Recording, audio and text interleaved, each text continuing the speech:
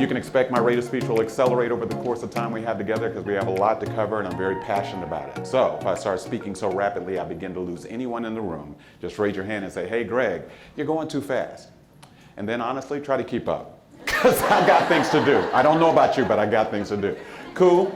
All right, so we are going to talk about why people aren't doing what you want them to do and what you can do about it. Now, if everyone is doing everything you want them to do, you are now excused to leave the room because I would hate to waste your time. But here's what I know. Some of you saw this title as you were taking your seats and you weren't just thinking about the workplace, you were thinking about back at the house too. Tell the truth, weren't you thinking about back at the house too? So what we're going to talk about actually will help in both places. Now, I have to tell you that this information kind of is born out of my own personal experience. A lot of what I'm going to share with you. In fact, I'm going to put a chart on the screen because I've learned that at these conferences you got to have at least one chart or people don't think you're respectable. So there's my chart. You'll see I'm not plagiarizing, so I've quoted the source so that you all know.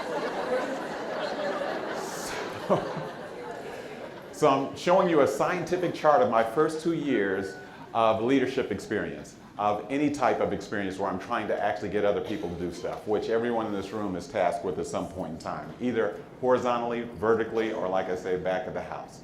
So I want to draw your attention to that first little bit of time there, probably about the first 16, 18 months or so that I ever got a chance to spend in leadership. It was a really difficult time of my life. In fact, I think back on it now, I refer to it fondly as pathetica. Because I was not very good at it.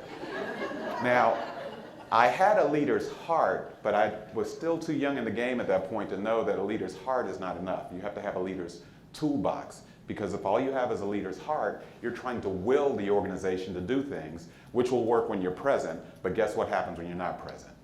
They fall back to those other things. Now, I'll tell you how I got in Pathetica. Maybe this path will seem familiar to some of you. I was working in a customer service call center for a company called MCI. Some of you remember when there were long-distance phone companies. Dating oneself. I don't know if any of you have ever worked in a call center environment, but there's lots of calls coming in all the time. And I was pretty good as a customer service representative. I knew I was pretty good because they gave me a lot of cheap plastic stuff to say I was really good. So it was all over my cubicle. And then the call center started to grow because the calls started increasing. Calls increase, you need more people, full-time equivalents, and so all of a sudden we got more people, but we had the same number of supervisors. The organization said, this is out of control, we need to reduce the span of control, so they started looking for new supervisors. That's when someone tapped me on the shoulder. This is the beginning of Pathetica. People thought, well, you know, you might be good as a supervisor. I was like, okay. So I went to my first interview, and they didn't talk about leadership skills, because had they talked about leadership skills, I never would have gotten the job.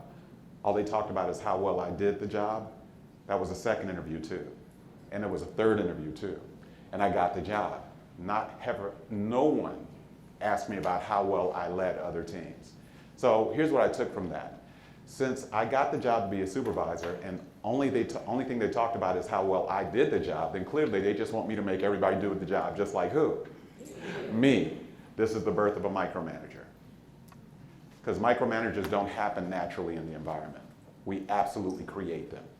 And they didn't intend to create me, but they did. So my first team meeting, 15 people or so, I remember, was very excited. I was talking to the folks. I was all pumped up my first day as a supervisor. I said, I know you guys are really into customer service and committed to it, so am I. I know you have a lot of great ideas as to how we're going to do this. But let me tell you how we're going to do it. We're going to do it just like this. See what I'm talking about? See all that cheap plastic stuff? They didn't give that to me. I earned all of that, okay? You want what I got, this is what you will do, okay? You understand where I'm going with this? That was my first meeting. So guess how much my people interacted with me after that? None. Now, was I being a jerk intentionally? No. I was kind of set up to be that way. Now, I did emerge from Pathetica eventually after breaking a lot of dishes because some people actually did not give up on me. But, you know, we put a lot of people in this situation where we say, lead this thing just because you did this thing.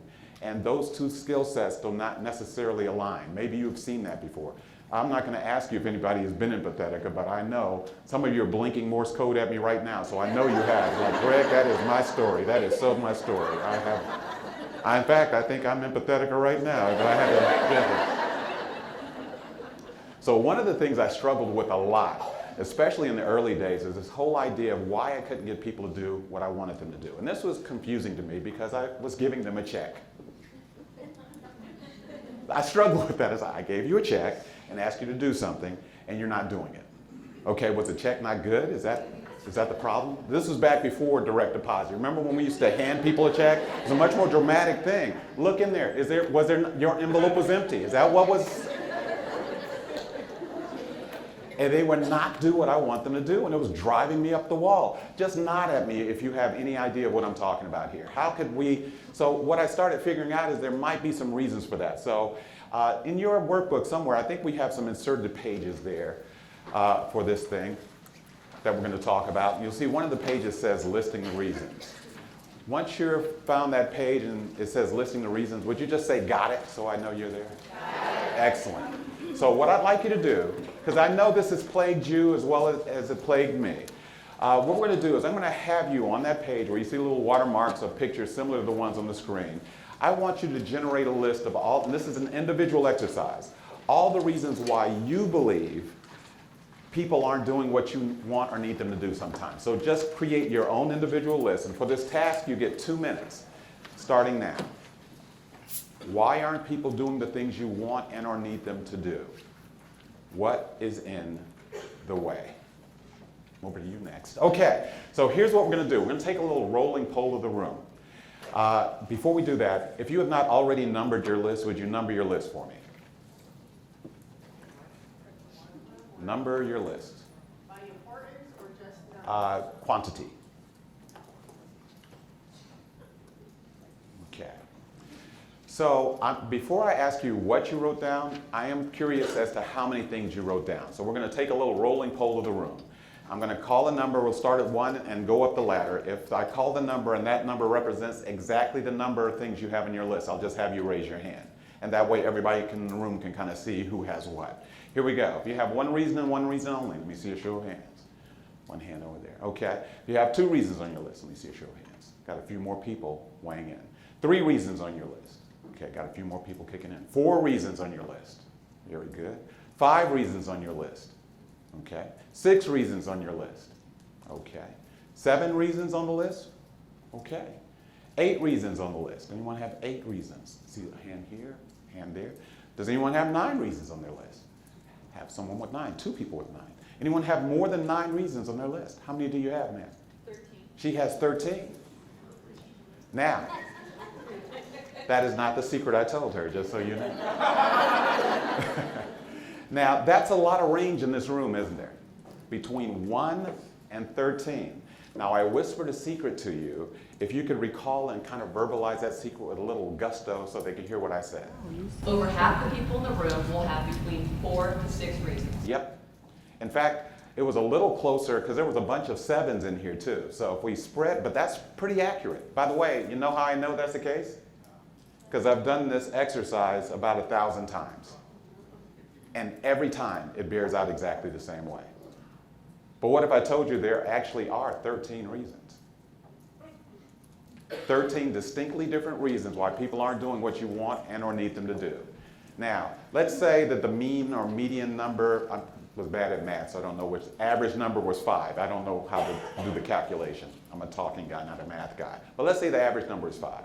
Let's say I wrote down 5, and this guy in the front of the room just said there's 13. Well, I can do the simple math. 13, take away 5, that's 8. Okay, that means I may be missing 8 things. But here's what it may mean more importantly. If I wrote down 5 things, I probably have 5 strategies to deal with those 5 things. But what if what I'm dealing with is not one of those 5 things?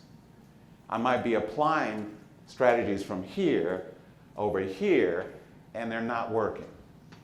And because I don't know that there's 2 different groups of stuff going on here, I'll take the strategies that I have and I'll apply them with more force over here and still not get a yield. You know what? I'm going to have all you people write this down and sign it so I know you, and I still won't get a yield. Now, at this point, not only am I getting frustrated, who else is getting frustrated? The people I want the behaviors from. Ain't that something?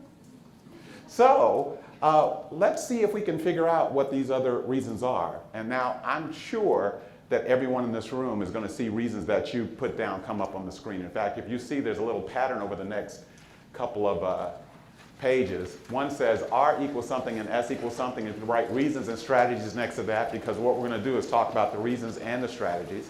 And then you'll see a trend kind of flow over the next few pages or so. R1, S1, R2, S2, R3, S3. So we're going to talk reason, strategy, reason, strategy, reason, strategy. And we're going to do it in a very succinct but fun way. Now, here's the deal. As we go through the list, if one of your reasons shows up on the screen, I said most people don't get 13. If one of your reasons does show up, and I'm pretty sure it will, I'd just like you to say, bingo! So everyone in the room knows that was one of your reasons, okay? Cool. Now, don't come running up here. There's no actual prize. This is for your emotional gratification. All right. Ready to get started?